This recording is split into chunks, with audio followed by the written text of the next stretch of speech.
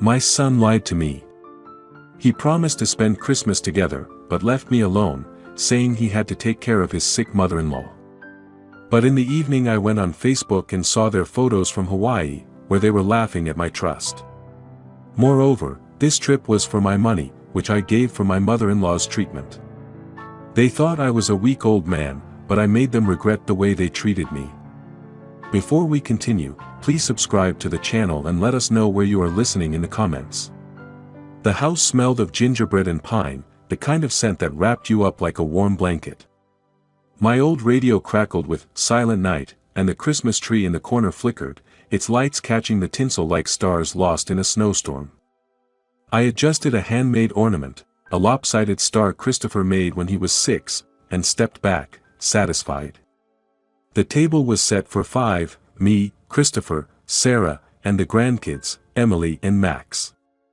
I'd spent all morning roasting a turkey, the kind of meal that said family, even if my family had been shrinking since Mary passed. The doorbell chimed, sharp against the soft hum of the carols. My heart lifted. Christopher was early. I wiped my hands on a dish towel, smoothed my sweater, and opened the door. Snow swirled outside, dusting the porch. There he stood, my son, bundled in a new wool coat, keys jangling in his hand like he was already halfway gone. "Dad," he said, stepping inside but not meeting my eyes. "We need to talk." No hug, no smile. The warmth in my chest cooled. "Sure, come in. Dinner's almost ready." "Where's Sarah? The kids?" He shook his head, snow falling from his collar onto the rug. "They're not coming. I'm not staying either." I blinked, my hand still on the doorknob. "What do you mean?" "It's Christmas in 4 days." He shifted, the keys clinking. "Sarah's mom is sick. Real bad. We've got to head out tonight to take care of her." The words hit like a gust of winter air. I closed the door, trying to keep my voice steady. "Sick? What's wrong with her?" "It's complicated," he said, glancing at his phone. "She needs us. You understand, right? Family comes first." I nodded, though something in his tone felt off, like a note played wrong. "Of course. But, you're leaving now. You could stay for dinner, at least. The kids would love." "No time, Dad." His voice was sharp, cutting through the carol's refrain. "We're packing tonight, flying out tomorrow." I swallowed the ache in my throat. "Okay. Well, let me grab the gifts for Emily and Max." I turned to the tree, where a package wrapped in red paper sat, its bow curling like a dancer's skirt. I'd spent hours picking out that toy train for Max, a doll for Emily. My fingers brushed the paper, steadying me. Christopher sighed, loud enough to make me pause. "You don't need to do that. We'll be back soon. Just, keep them here." I straightened, the gift still in my hands. "You sure? I can pack them up for you." "Dad, stop." He ran a hand through his hair, his new sweater catching the light, cashmere, I realized, the kind Mary would have called extravagant. "You're making this harder than it needs to be." The word stung, but I forced a smile. "All right. Just tell the kids I love them. And Sarah, wish her mom well for me." He nodded, already moving toward the door. "Yeah, I will. Thanks for understanding." I followed him, the floorboards creaking under my socks. "You need anything? For the trip, I mean." "I could. We're fine." He opened the door, cold air rushing in. The gift slipped from my hands, hitting the floor with a soft thud. He didn't notice. "See you after the holidays, Dad." The door clicked shut, and the house felt too big, too quiet. I stood by the tree, the lights blurring as I stared at the empty street. His car's taillights faded into the snow, red pinpricks swallowed by white. He hadn't even called Emily to say goodnight. I sank into a chair, the table set for a family that wasn't coming. The turkey sat untouched, steam rising like a ghost. My phone lay beside the plates, screen dark. I picked it up, thumb hovering over Emily's name. Maybe a quick message, just to hear her voice. But my hand froze. Heavy with something I couldn't name. The tree lights flickered, and the house held its breath. Christmas Eve should have felt like a hug from the past, but the house was a hollow shell. The turkey sat half-carved on the counter, its juices pooling like regret. I'd set the table anyway, plates gleaming under the chandelier, as if hope could summon a family. The radio played Jingle Bells, its cheer mocking the empty chairs. Emily and Max's plate stared back, accusing. I sank into a chair, the weight of the day pressing my shoulders down. To distract myself, I grabbed my phone. The screen glowed, a lighthouse in the dim kitchen. Facebook wasn't my usual haunt, too much noise, too many strangers, but I scrolled anyway, past neighbors' snowmen and church bake sales. Then I saw it, Sarah's name, bolded under a new post. My thumb hesitated, then tapped. The photo loaded, and my breath caught. There they were, Christopher, Sarah, her mother, Emily, and Max, grinning on a beach, the ocean behind them a reckless blue. Palm trees framed the shot, and Sarah held a cocktail, its umbrella casting a shadow. The caption read, "Best vacation with the best family." Posted an hour ago. From Hawaii. I zoomed in, my thumb trembling. Sarah's mother, the one supposedly dying, stood tanned and laughing, a lei around her neck. Christopher's arm was slung around her, his grin wide, unburdened. Emily looked off to the side, her smile thin, but Max waved at the camera, oblivious. My eyes burned. They weren't in a hospital. They were mocking me. The phone felt like a brick in my hand. I dialed Christopher's number, my pulse hammering. It rang twice before he picked up. "Dad? It's late." His voice was clipped, annoyed, like I'd interrupted something. "Where are you?" I asked, my voice low, barely mine. A pause. "With Sarah's mom. I told you. Don't lie to me." The words slipped out, sharp as a blade. I saw the photo. "Hawaii, Christopher. You're in Hawaii." Silence, then a huff. "You're spying on us now. God, you're so clingy." Clingy? My grip tightened, knuckles whitening. "You said her mom was sick. I gave you $10,000 for her treatment. You're blowing this out of proportion." His tone turned cold, dismissive. "It's not your business, Dad. Just drop it." "Drop it?" My voice cracked. "You left me alone on Christmas to go sip cocktails with money I gave you for a lie." "Stop being so dramatic," he snapped. "You're too much, you know that."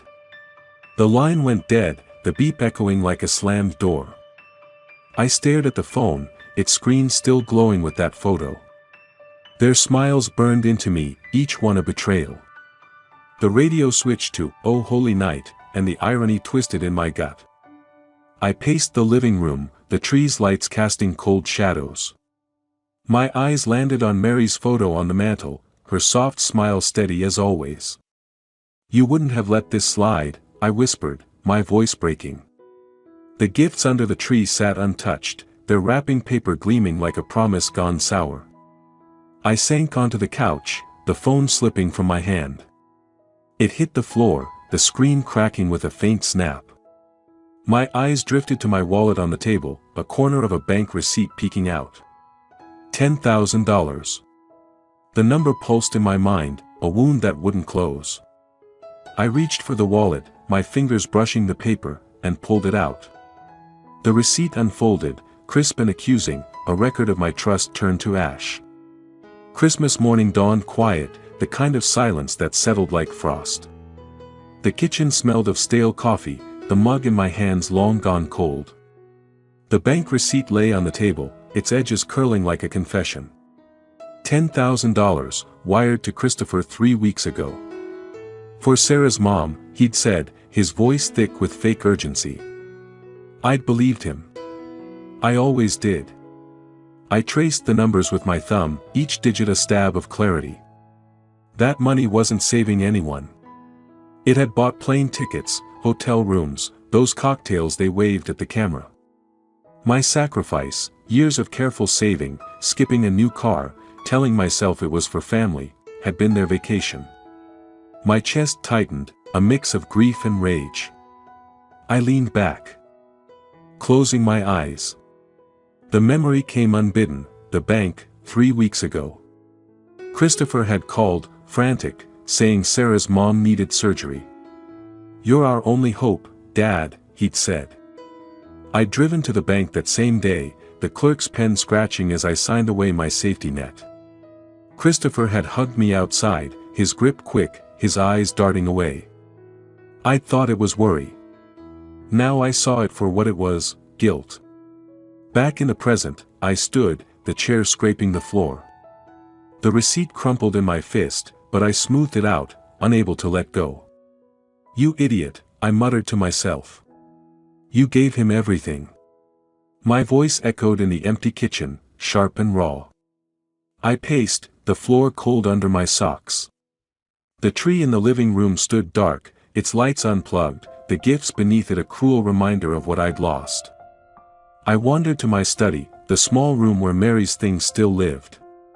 The desk was cluttered with old letters, her handwriting looping across faded paper. I opened a drawer, searching for something, comfort, maybe. My fingers brushed a card from Christopher, sent years ago when he was in college. "I'll always be there for you, Dad," it read. I snorted, the sound bitter.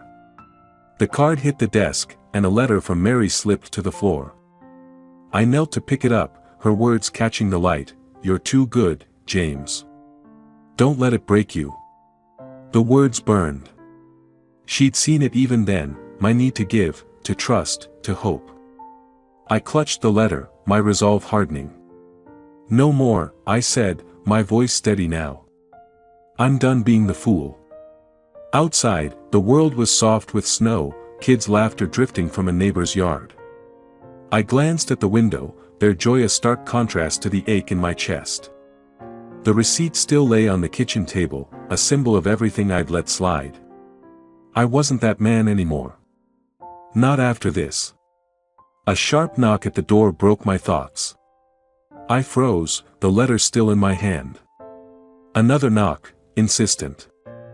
I tucked the receipt into my pocket, my heart racing with something new, purpose. Crossing the room, I opened the door to find Ellen Thompson, my neighbor, holding a plate of cookies.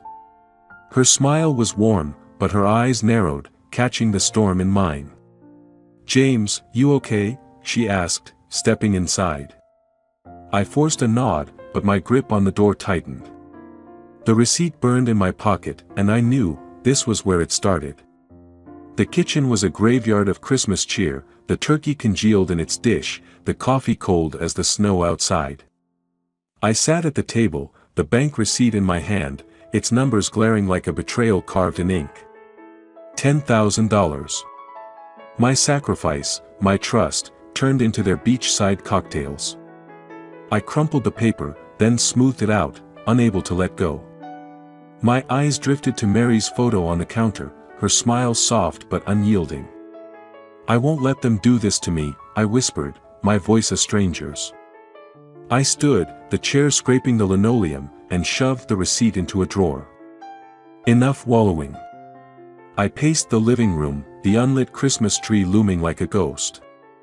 My reflection caught in the window, tired eyes, but something else, too. A flicker of the man I used to be, the one who fixed bridges and carried Mary's laughter in his pocket. A knock at the door jolted me. I opened it to find Ellen Thompson, her gray hair dusted with snow, holding a plate of cookies wrapped in cellophane. Her smile was warm, but her eyes narrowed, reading me like a book. "James, you look like you've seen a ghost," she said, stepping inside without waiting for an invite. "Just a rough Christmas," I muttered, taking the cookies. Their cinnamon scent clashed with the stale air of my house. She set her scarf on the chair, her movements brisk. Rough doesn't cover it. Spill it, Wilson. I've got time. I hesitated, but her steady gaze cracked something open. We sat at the kitchen table, the cookies untouched between us. I told her everything, Christopher's lie, the Hawaii photo, the $10,000 I'd given for a fake illness. My voice shook, but I kept going, the words spilling like water from a broken dam. Ellen listened, her fingers tracing the rim of a mug that read "Justice is the best revenge." "They played you," she said when I finished, her tone sharp but kind. "But you're not the first. My nephew pulled something similar, cleaned out my savings for his business. I got it back. You can, too." I leaned forward, my pulse quickening. "How?" She grinned, a glint in her eye. "I was a lawyer, James. I know a few tricks. Let's start with that account you shared with Christopher. We can freeze it, for starters." The idea landed like a spark in dry grass. I followed her to her house, a bright, modern place that smelled of coffee and possibility. Her living room was all warm wood and handmade ornaments, a stark contrast to my dim, cluttered space. She pulled a box of old legal files from a shelf, spreading papers across her dining table. "This," she said, tapping a document, "is how I nailed my nephew. You need a lawyer, but I know a good one." We sipped coffee, the mugs warming my hands as I scribbled notes in a battered notebook. Freeze the account. Call an attorney. Maybe even demand the money back. My hand trembled, not from fear but from something new, purpose. I pictured Christopher's smug grin fading, Sarah's perfect social media life cracking like thin ice. Ellen's voice softened. "You're not alone in this, James. I've been where you are. It hurts, but it's also a chance to take back what's yours." I nodded, my throat tight. Her words felt like a lifeline. On her wall, a photo of her with her late husband caught my eye, both laughing, arms around each other. It reminded me of Mary, of what I'd lost, and what I still had to fight for. As I left her house, she pressed a business card into my hand. "Call this guy. Tom Clark. He's tough but fair. Tell him I sent you." I slipped the card into my pocket, the snow crunching under my boots as I walked home. The sky was gray, but the world felt sharper, clearer. I thought about the letter I'd write to Christopher, not pleading, not angry, but firm. A declaration. The card in my pocket was heavy with promise, and as I reached my door, the first flakes of a new storm began to fall. The wind bit at my knuckles as I stood outside Clark & Associates, the lawyer's office tucked between a bakery and a bookstore in downtown Concord. The business card from Ellen was creased in my pocket, Tom Clark's name printed in crisp black letters. My breath fogged in the air, and for a moment, I almost turned back. But the memory of Christopher's voice, "You're too much, Dad," pushed me forward. I gripped the door handle, cold as a blade, and stepped inside. The office smelled of paper and weak coffee, the kind that sat too long in a pot. A receptionist glanced up, her glasses reflecting the fluorescent light. "Mr. Wilson. Mr. Clark's ready for you." Tom Clark was a wiry man in his 50s, his suit sharp but his eyes sharper. He shook my hand, his grip firm, and motioned to a chair. "Ellen said you've got a problem. Lay it out." I did, my voice steadier than I expected. The $10,000. Christopher's lie about Sarah's mother. The Hawaii photo, their laughter frozen in pixels. Clark listened, jotting notes on a yellow pad, his pen scratching like a heartbeat. "So, you want to freeze the joint account you share with your son," he said, leaning back. "That's doable. It's your money, legally speaking. But he'll fight it." "Let him," I said, surprising myself. "He lied to me. Used me." Clark nodded, a faint smile tugging at his lips. "All right. We'll file a request to freeze the account today. You'll need to sign some papers, and I'll need details, bank statements, transfer records. I handed him the receipt, its edges worn from my fingers. He scanned it, then slid a stack of documents across the desk. I signed where he pointed, the pen heavy in my hand, each stroke a step away from the man who'd trusted too easily. When it was done, Clark stood. "This is just the start, James. They'll react. Be ready." I left the office, the winter air sharp against my face. Downtown Concord buzzed with post-Christmas shoppers, their bags swinging like pendulums. A young couple laughed by the bookstore, their ease a pang in my chest. I pushed it down, focusing on the weight of the signed papers in my briefcase. Back home, the house felt different. I cleared the table, tossing out the remnants of Christmas dinner, and plugged in the tree's lights. They flickered to life, casting a warm glow. I sat at the kitchen table, a blank sheet of paper before me. The words needed to be right, not a rant, but a blade, clean and sharp. I wrote, "Christopher. Your account is frozen. You lied about Sarah's mother, used my money for your vacation. Trust is earned, and you've broken it. This isn't over. Dad." The pen shook, ink smudging where I pressed too hard. I read it aloud, testing its weight. It was enough. I folded the letter, slid it into an envelope, and wrote his name with deliberate care, like signing a contract. The tree lights blinked, steady as a pulse. I walked to the mailbox, the snow soft under my boots. The envelope dropped with a quiet thud, the sound final. My phone buzzed as I turned back, Ellen, texting to check in. "How'd it go with Clark?" I smiled, typing a quick reply, but another notification stopped me cold. A missed call from Christopher, time-stamped an hour ago. My thumb hovered over the screen, the tree's reflection glinting in the glass. The living room was dim, the Christmas tree's lights pulsing like a slow heartbeat. I sat on the couch, flipping through old photos of Emily and Max on my phone, their gap-toothed smiles a knife in my chest. The house was too quiet, the kind of silence that amplified every creak. Then my phone rang, the screen flashing Christopher's name. My pulse spiked, but I answered, bracing myself. "Dad, what the hell is this?" Christopher's voice was a snarl, loud enough to make the speaker crackle. "You froze my account. Are you serious?" I leaned back, gripping the armrest. "I'm serious. You lied to me, Christopher. $10,000 for a fake illness. You think I'd let that slide?" "You're insane," he shouted. I heard waves in the background, the ocean mocking me from Hawaii. "That's our money. You can't just." "It's my money," I cut in, my voice low, steady. "You broke my trust.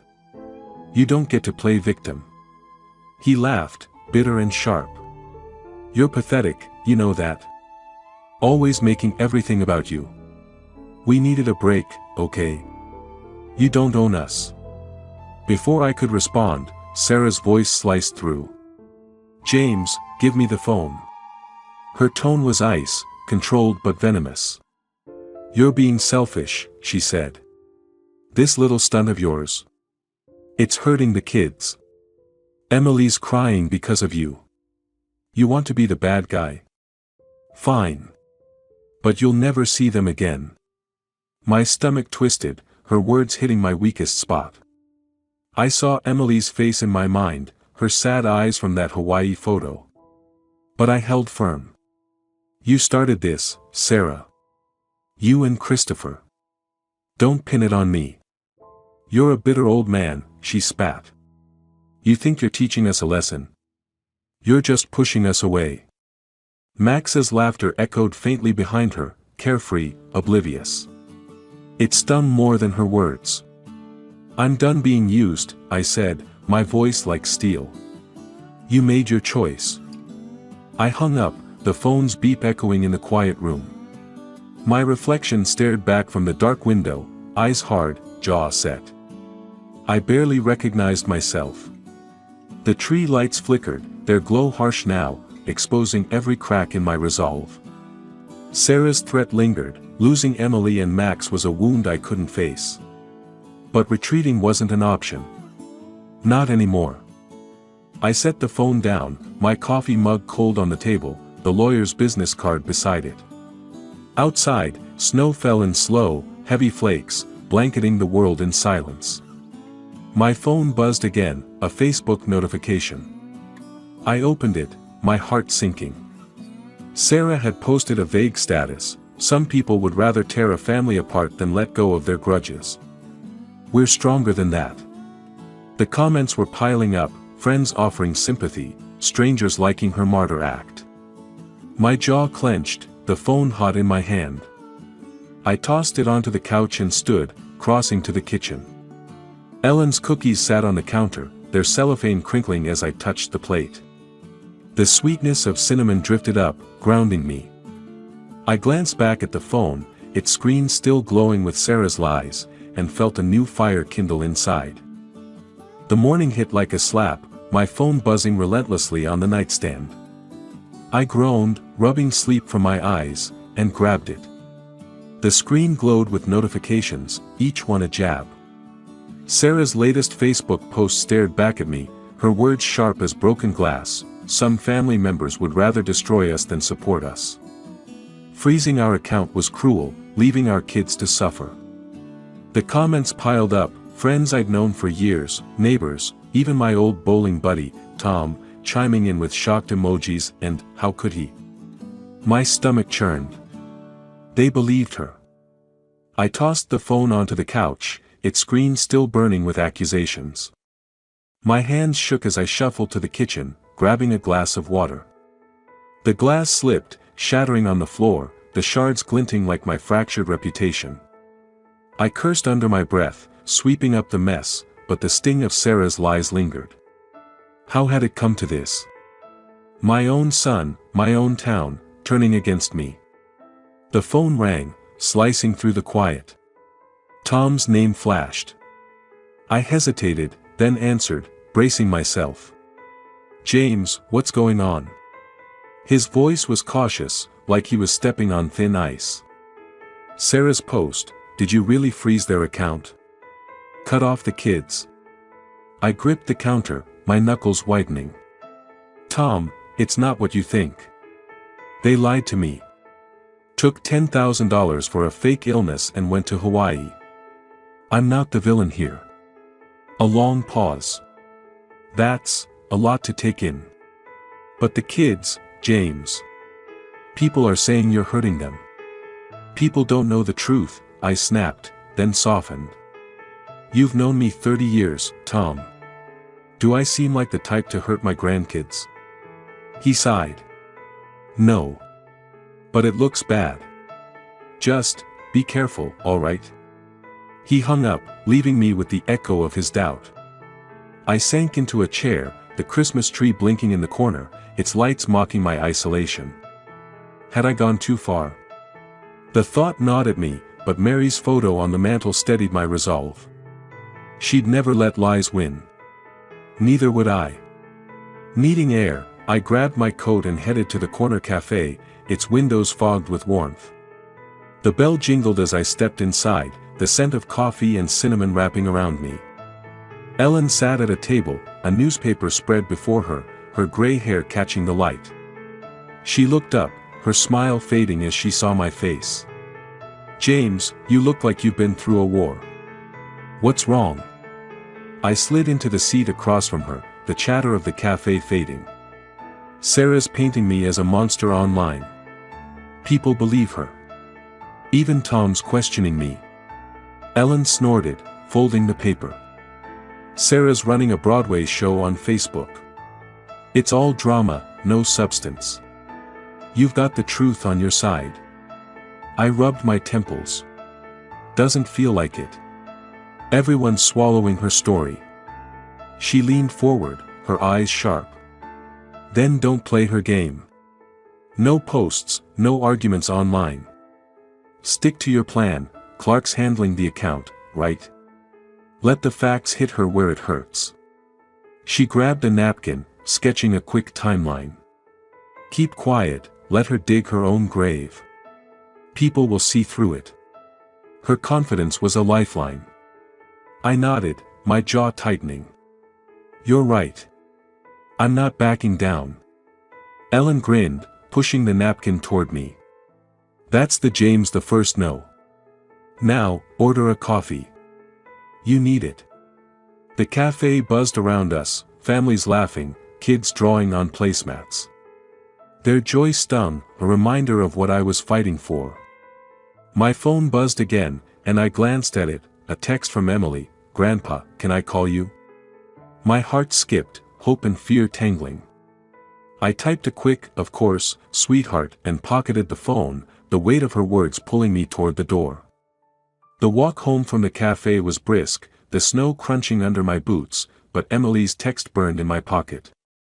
I settled onto the couch, the Christmas tree casting a soft glow across the room. The gifts for Emily and Max sat untouched beneath it, their wrapping paper curling at the edges. My phone felt heavy as I dialed her number, the ring distant, like a call across time. The line clicked, and her small voice came through, hesitant but warm. "Grandpa?" "Hey, sweetheart," I said, my throat tight. "How's my favorite girl?" "I'm okay," she said. But there was a tremble, like she was holding back tears. "Why are you fighting with Mom and Dad? They're so mad." I leaned back, glancing at her photo on the mantel, her gap-toothed grin from last summer. The truth was a weight I didn't want to put on her, but she deserved honesty. "Emily, your parents, they weren't truthful with me. They said your other grandma was sick and needed money. I gave them a lot, but they used it to go to Hawaii instead." A pause, then a sniffle. "Why would they do that?" Her voice cracked, and my heart with it. I heard the ocean in the background, a cruel reminder of their lie. "I don't know, honey," I said softly. "Sometimes people make bad choices. But I'm trying to fix it, okay? I love you and Max more than anything." She hiccuped, her voice small. "I saw Mom crying yesterday. She was yelling about money. I didn't know it was yours." My grip tightened on the phone, guilt and anger warring inside me. "I'm sorry you had to hear that. But this isn't your fault. Can you keep this between us? Just for now?" "Okay," she whispered. "I miss you, Grandpa. When can I see you?" "Soon, I promise." The words felt fragile, but I meant them. "You call me anytime, all right?" "I will." A faint smile crept into her voice. "I love you." "Love you too, sweetheart." The call ended, and I set the phone down, my chest aching. The tree's lights blurred as I stared at the gifts, their ribbons a reminder of the family I was fighting for, and against. Telling Emily the truth had been a risk, but her trust was a spark, reigniting my resolve. Sarah's threats, Christopher's lies, they wouldn't take her from me. I stood, crossing to the kitchen. Ellen's cookies sat on the counter, their scent faint but comforting. The lawyer's business card lay beside them, its edges worn from my fingers. I picked it up, my mind racing with next steps. Clark had the account frozen, but there was more to do. Something bigger. A sharp knock at the door broke my thoughts. I opened it to find Ellen, her scarf dusted with snow, her eyes bright with purpose. "James, I've got an idea," she said, stepping inside. "You're not gonna like it, but it's a game changer." I closed the door, the tree's light catching her grin, and felt the air shift, like a storm was coming. Ellen's house glowed with New Year's Eve warmth, the air thick with the scent of chamomile tea and pine. Fairy lights draped across her mantel, their soft flicker dancing over stacks of legal books and a cluttered dining table. She waved me in, her grin infectious, and I set the lawyer's card beside her laptop. "All right, Ellen," I said, pulling out a chair. "What's this game changer?" She slid a notepad across the table, her handwriting sharp and precise. "We hit them where it hurts," she said, tapping the page. "A lawsuit for fraud. Your receipt proves you transferred $10,000 under false pretenses. Clark can file it, and it'll scare the daylights out of Christopher. I leaned forward, the K heavy in my pocket. A lawsuit? That's big. What if it backfires? It won't, she said, her voice steady. You've got evidence. And here's the kicker, she leaned closer, her eyes glinting. We leaked the story to the local paper. Anonymously, of course. A tale of betrayal, time to hit when they're back from Hawaii. Sarah loves her social media spotlight. Let's see how she handles a front-page scandal. My pulse quickened, a mix of fear and thrill. The paper. That's public. People will talk. Let them, she said, scribbling a headline, local couple swindles elderly father. Truth's your weapon, James. They'll crumble under the scrutiny. I hesitated, picturing Sarah's polished facade cracking, Christopher's smugness fading. But the publicity, my name, my family, exposed, made my stomach twist. I glanced at Ellen, her pen dancing over the notepad, and felt a pull, something beyond strategy. Her bracelet, woven by her granddaughter, caught the light, a mirror to my love for Emily. All right, I said, my voice firm. Let's do it. Lawsuit and the paper. But we keep my name out of the article. Smart man. She grinned, her hand brushing mine as she passed me a pen. The touch lingered, warm, and I caught her eye, a spark of something new flickering between us. We'll draft the complaint tonight, she said, softer now. Clark can file it tomorrow. We worked late, the table a battlefield of notes and tea mugs. Ellen read legal clauses aloud, her voice steady, while I jotted ideas for the article, vague enough to protect me, sharp enough to sting. Outside, fireworks popped, early celebrations lighting the sky. Our own salute, Ellen quipped, raising her mug. I laughed, the sound foreign but welcome. The plan felt alive, a machine we'd built together. I imagined the newspaper hitting doorsteps, Christopher's shock, Sarah's panic. But Emily's voice echoed in my mind, her trust a fragile thread. This had to work, for her, for me. My phone buzzed, cutting through the warmth. A text from Clark, lawsuit drafted. Ready to file tomorrow. Call me. I showed Ellen, her nod a silent cheer. The fireworks outside flared, red and gold, and I pocketed the phone, my fingers brushing the receipt. The night felt electric, a new year dawning with the promise of justice. The morning sun sliced through my kitchen window, glinting off the coffee mug in my hand. The Christmas tree stood proud, its light steady now, a quiet rebellion against the darkness of the past weeks. My phone buzzed, Clark's name flashing. I answered, my pulse quickening. James, it's done, he said, his voice crisp. The fraud lawsuit's filed. Christopher and Sarah will be served today. I exhaled, a weight lifting. And the paper? Hit the stands this morning. Check your porch. I hung up, grabbed my coat, and stepped outside. The air was sharp, snow dusting the street like powdered sugar. A newspaper lay on my doorstep, its headline bold, Son swindles father for vacation cash. My fingers left smudges on the page as I read.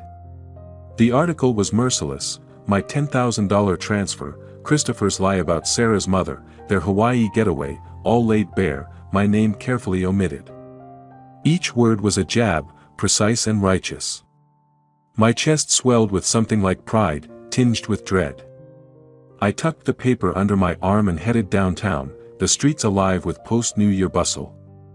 Concord's main square still sparkled with holiday lights, but the cheer felt distant.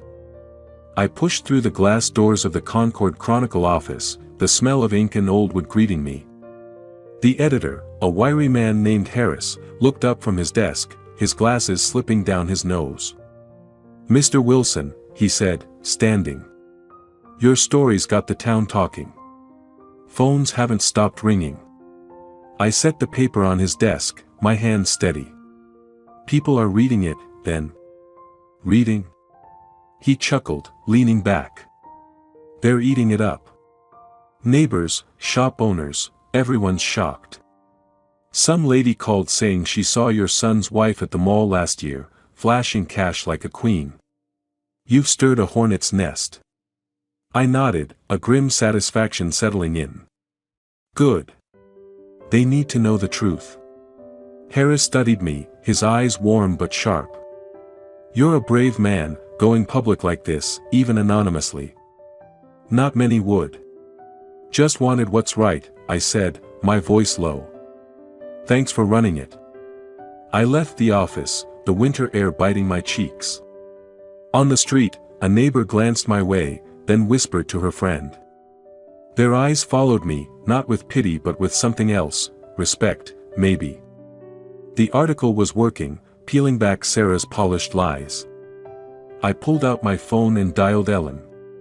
It's out, I said when she answered. The lawsuit's filed, and the paper's a hit. She laughed, the sound bright. You're a local legend now, James. Bet Sarah's choking on her Mai Tai. I grinned, her words a spark in the cold. Let's hope so. Back home, I spread the newspaper on the kitchen table, the headline glaring up at me. The tree's lights cast a warm glow, and for the first time in weeks, the house felt like mine again. I sipped my coffee, imagining Christopher's face as he read the article, Sarah's perfect world crumbling. The victory was sweet, but a thread of unease lingered. How would they hit back? My phone buzzed, snapping me out of it. A text from Christopher. We're back tomorrow. We need to talk. I stared at the screen, my smile sharp but wary. The tree blinked in the corner, and I folded the paper, ready for the next fight. The knock came sharp and heavy, like a gavel. I set my tea down, the mug clinking against the table, and crossed to the door. Snow swirled outside, clinging to the porch. Christopher and Sarah stood there, their faces drawn, clothes rumpled from the long flight. No kids, no bravado, just two people who looked like they'd lost a war. I held the newspaper in one hand, its headline hidden but heavy, and stepped aside. Come in. They shuffled into the living room, the air thick with tension. The Christmas tree loomed in the corner, its lights cold now, a silent witness. I stood by the fireplace, the newspaper a shield against their presence. Christopher cleared his throat, his eyes darting to the floor. Dad, we're sorry. We messed up.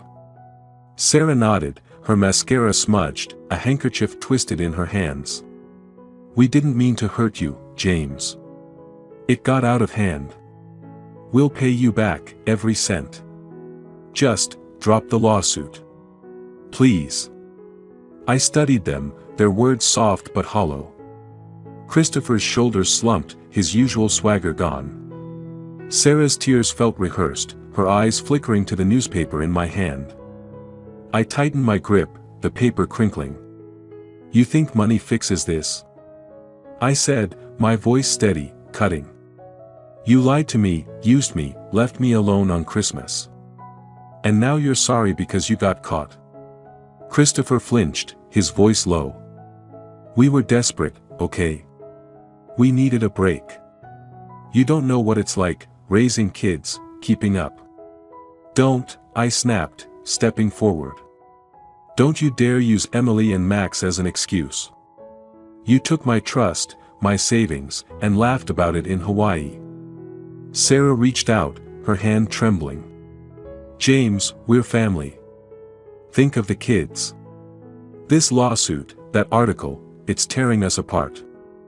I pulled back, the newspaper crackling in my fist. You tore us apart. Not me. The article's out, the truth's out. Justice won before you even stepped off that plane. Christopher's jaw tightened, but his eyes stayed down. What do you want, Dad? You want us to beg? We're here, begging. I looked at them, their faces pale under the tree's glow, and felt a flicker of the old me, the one who'd forgive, who'd give in. But Mary's photo on the mantel stared back, her strength in my bones. I'm dropping the lawsuit, I said, and Sarah's shoulders sagged with relief. Not because you deserve it, I continued, my voice like ice, but because I'm done living your lies. You don't get my forgiveness. Not now. Maybe not ever.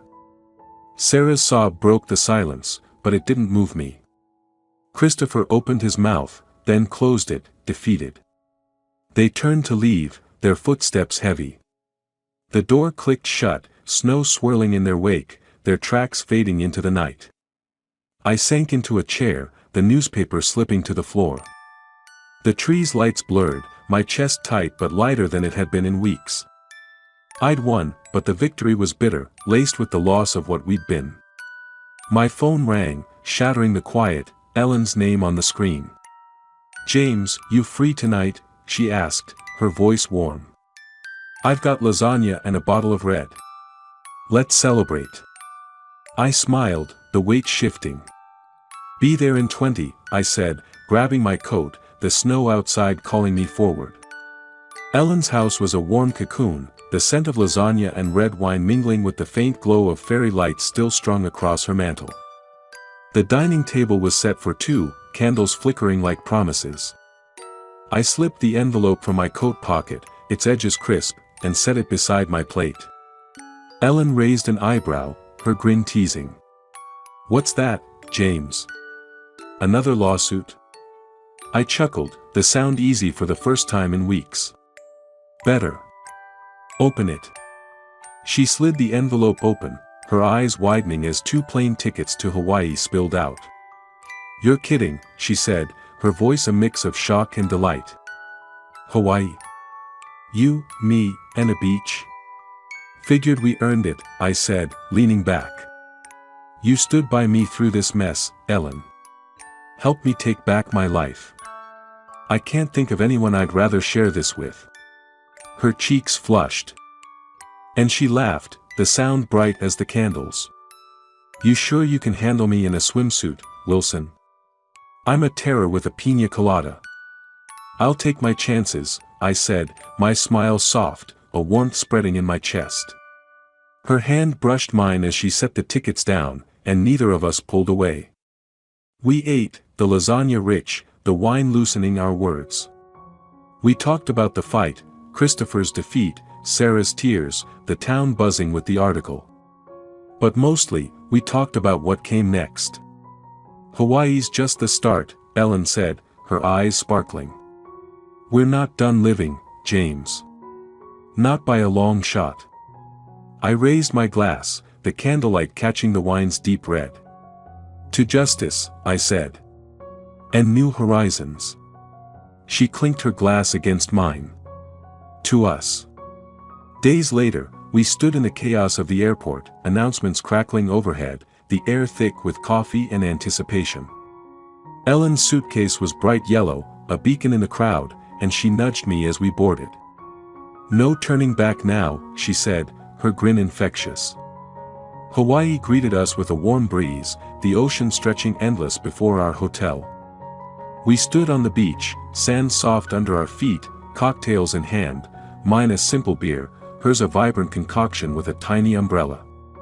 The waves rolled in, steady and sure, washing away the sting of betrayal.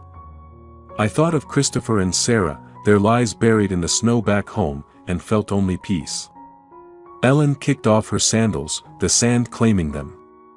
"Better than shoveling snow, right?" she said, laughing as she splashed into the shallows. I followed, the water cool against my ankles. "Damn right." My eyes caught a small note in my bag as I set it down, a letter from Emily, tucked in before we left. "I'm proud of you, Grandpa," it read, her handwriting wobbly but fierce.